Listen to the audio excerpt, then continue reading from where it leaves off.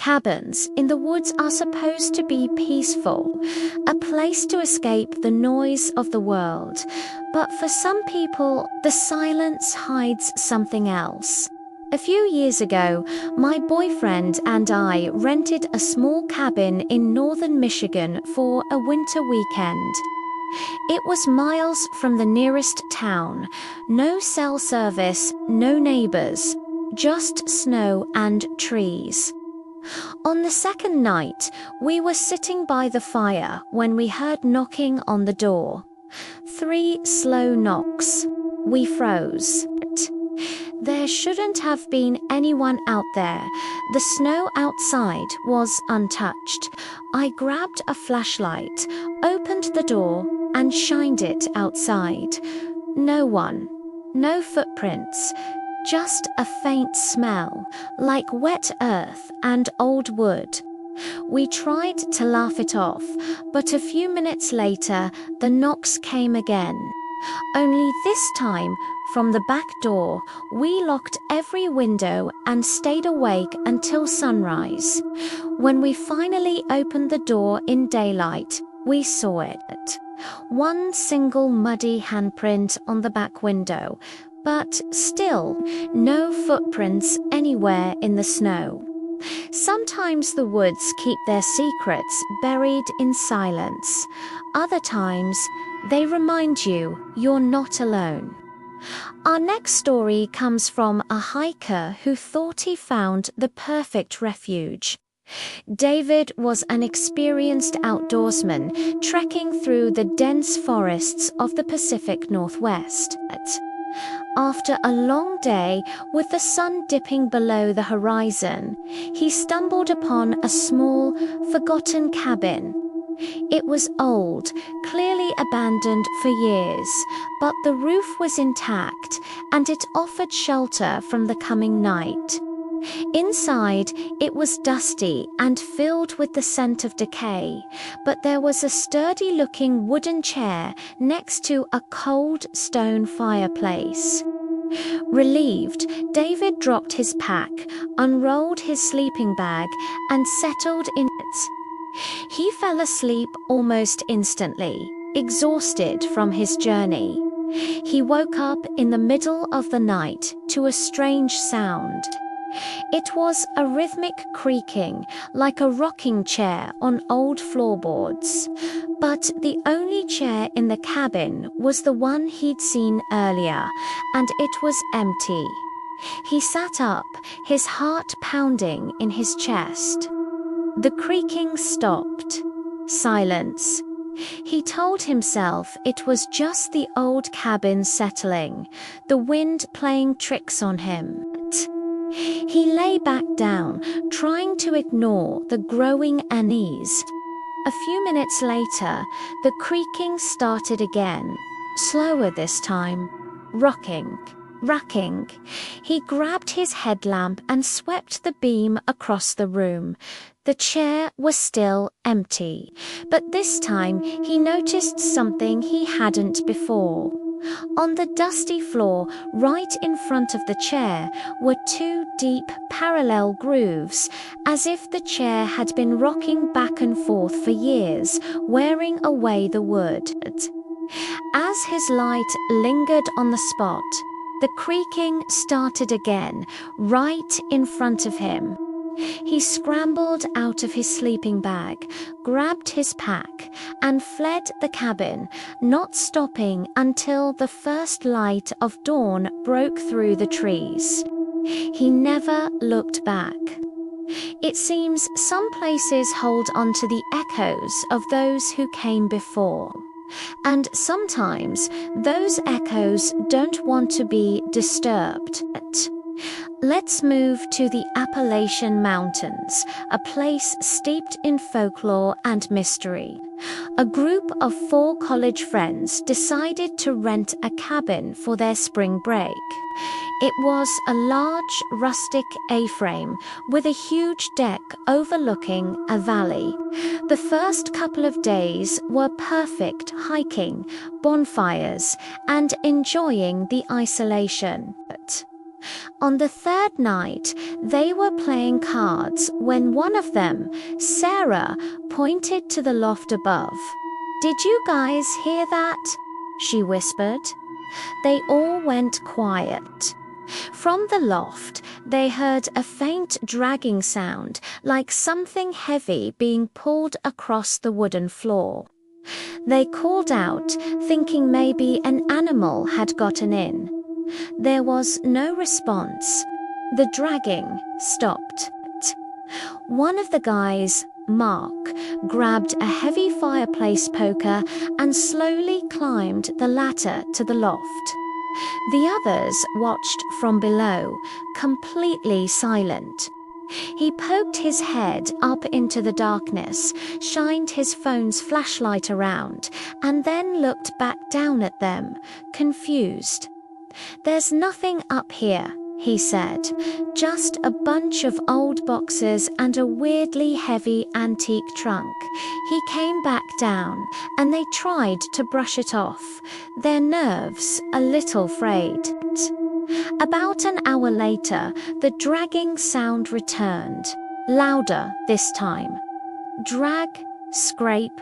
It sounded like it was right above their heads. Now they were all terrified. They huddled together in the living room, too scared to move. The sound continued for what felt like an eternity before abruptly stopping. They didn't sleep a wink that night. The next morning, they decided to pack up and leave a day early. As Mark was bringing his bag down from the loft, he stopped dead on the ladder. "Guys," he called down, his voice trembling, "you need to see this." They all rushed to the bottom of the ladder. He pointed his finger. The heavy antique trunk, which had been against the far wall the night before, was now sitting right at the edge of the loft, directly over where they had been playing cards.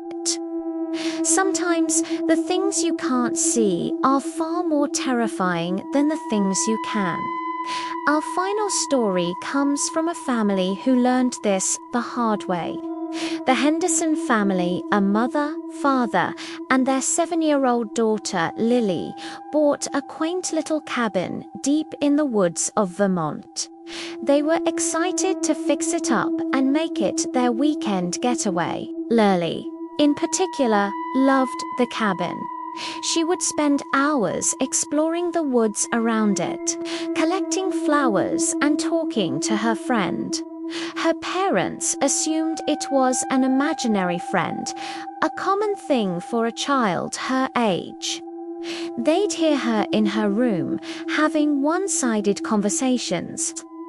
"No, you can't come inside," she'd say. "Mummy says you have to stay in the trees." They thought it was cute until things started getting strange. Toys would move on their own. They'd hear faint whispering from Lily's room after she was asleep. One evening, Lily's mother went to tuck her in and found her staring at her window, which looked out into the pitch-black forest. "Honey, what are you looking at?" her mother asked. Lily turned, her face pale. "My friend is sad," she said. "He wants to come in. He's cold." A chill ran down her mother's spine. "What does your friend look like, sweetie?" Lily just pointed to the dark window. "He's tall," she whispered, "and he doesn't have a face." The next day, they found long, deep scratches on the outside of Lily's window, far too high for any animal to reach. They packed their bags that morning and never returned to the cabin. Some places are better left to the things that inhabit the darkness. The woods are deep and full of secrets. They packed up and left the next morning, and never spoke about it again. But they weren't the only ones who found out that sometimes the forest likes to knock back. Have you ever felt like you're not alone in a dark room, like unseen eyes are watching you from the shadows? In this story, we're diving deep into those feelings, exploring stories that blur the line between nightmare and reality. Stories that will make you question what's lurking just beyond the edge of your vision. Let's start with a story from a user named Mark, who used to work the graveyard shift. His nights were upside down, and he'd usually fall into bed around 4 a.m., just as the world was beginning to stir. But one night, sleep didn't bring him peace. He woke up abruptly, but not in the way you normally do. He was completely frozen.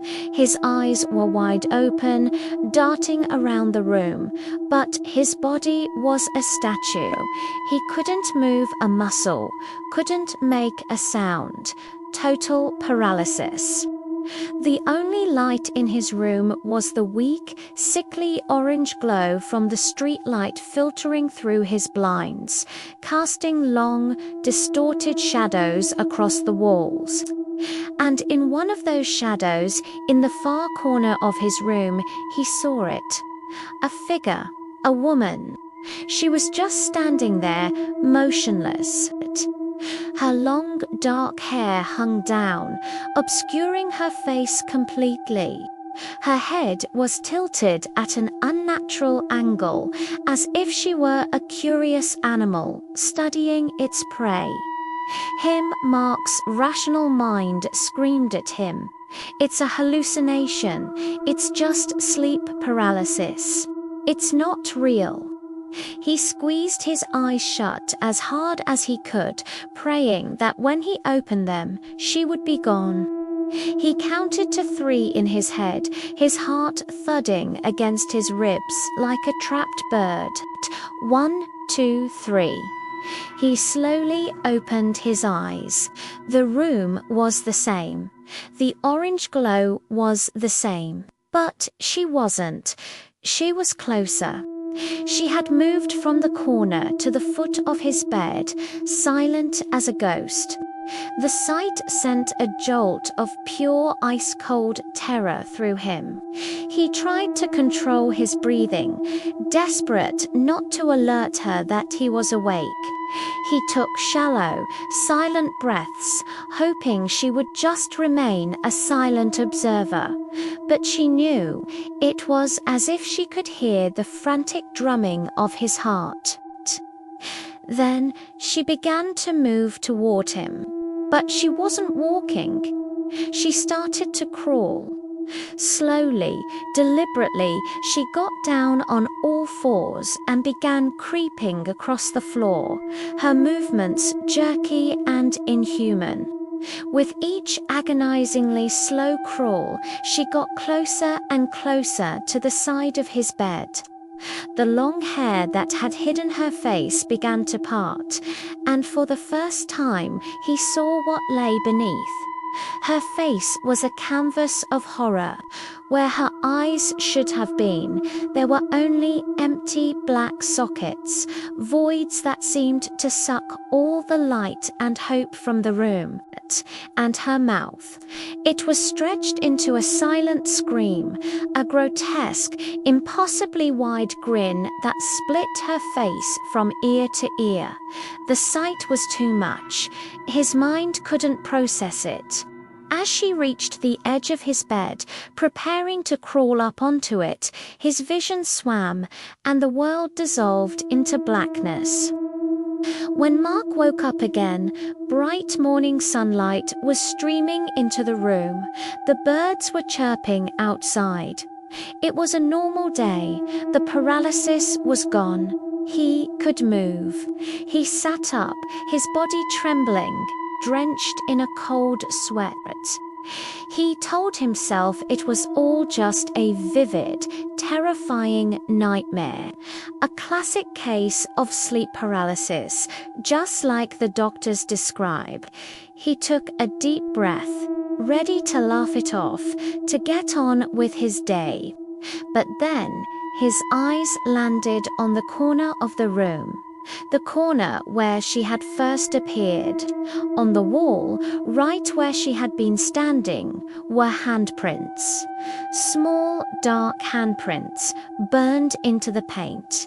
They weren't smudges of dirt. They looked like scorch marks, permanently etched into the wall.